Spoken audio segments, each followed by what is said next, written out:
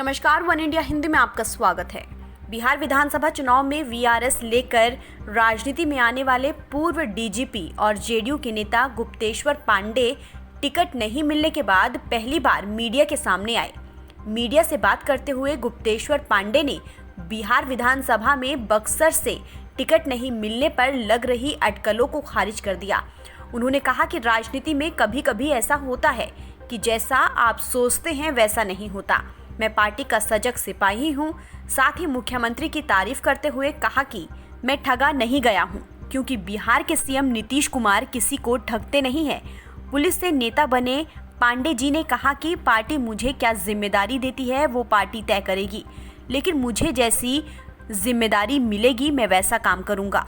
बता दें कि बिहार विधानसभा चुनाव की घोषणा के ठीक पहले वॉलंटरी रिटायरमेंट लेकर जेडीयू ज्वाइन करने वाले गुप्तेश्वर पांडे को लेकर अटकलों का बाजार गर्म था कि बक्सर सीट से जेडीयू के उम्मीदवार होंगे, लेकिन जब सीट बीजेपी के खाते में गई और पांडे जी की उम्मीदवारी इंतजार बनकर रह गई। बिहार के माननीय मुख्यमंत्री श्री नीतीश कुमार ने अपने दल की प्राथमिक सदस्यता हमको दिलाई, तो मैं उस सदस्य की हैसियत से अभी भी जदयू में बना हुआ हूँ, उनके पार्टी का अनुशासित सिपाही हूँ। मेरे वीआरएस लेने और पार्टी की सदस्यता को लेने से उसको सीधे चुनाव से जोड़ करके देखना ठीक नहीं है। चुनाव लड़ने की संभावना थी, मैं हमेशा कहता रहा चुनाव में लड़ सकता था, किसी कारणवश ये समीकरण नहीं बैठा। राजनीति में बहुत सारी मजबूरियां होती हैं, तो मैं इस बार विधानसभा का चुनाव नहीं लड़ रहा हूं, लेकिन मैं एनडीए के साथ हूं, एनडीए के साथ रहूंगा।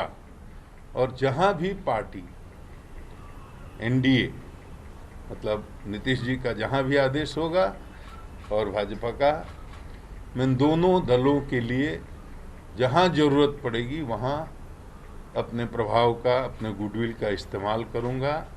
प्रचार में जाने की जरूरत होगी तो प्रचार भी करूंगा। अब तो मैं स्वतंत्र हूं और एक राजनीतिक पार्टी का कार्यकर्ता हूं, पॉलिटिकल आदमी हूं, तो पॉलिटिक्स में सबकी भूमिका निर्धारित होती है। अब पार्टी मेरी जिम्मेदारी तय करेगी और जो जिम्मेदारी तय करेगी उसको निष्ठापूर्वक मैं उसको निभाऊंगा।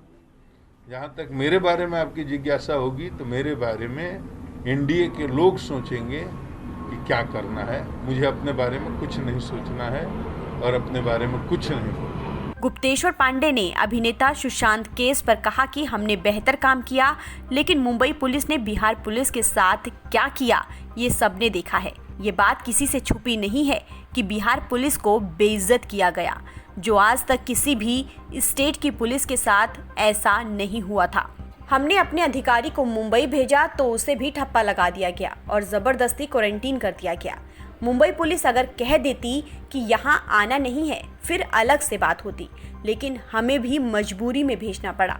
महाराष्ट्र की राजनीति का दबाव हुआ जिसकी वजह से आपका टिकट कटा, क्योंकि आप पर आरोप लगा कि आपने महाराष्ट्र पुलिस को, महाराष्ट्र सरकार को बदनाम किया। शायद ये वजह रही। आपको क्या लगता है? पहली बात तो ये वजह तो कुछ भी रही हो, ये बड़े नेताओं के बीच की बात होगी, उसके बारे में मुझे जानकारी नहीं है। लेकिन महाराष्ट्र सुशांत के मौत के प्रकरण में मैंने जो भी किया उसमें मैंने न कोई गलती की न उसका मुझे कोई अफसोस है। मैंने 4 ही काम किया। जब उसके पिता वहाँ की इंक्वायरी से संतुष्ट नहीं हुए तो यहाँ उन्होंने एफआईआर करने की इजाज़त मांगी, हमने एफआईआर करवा दिया।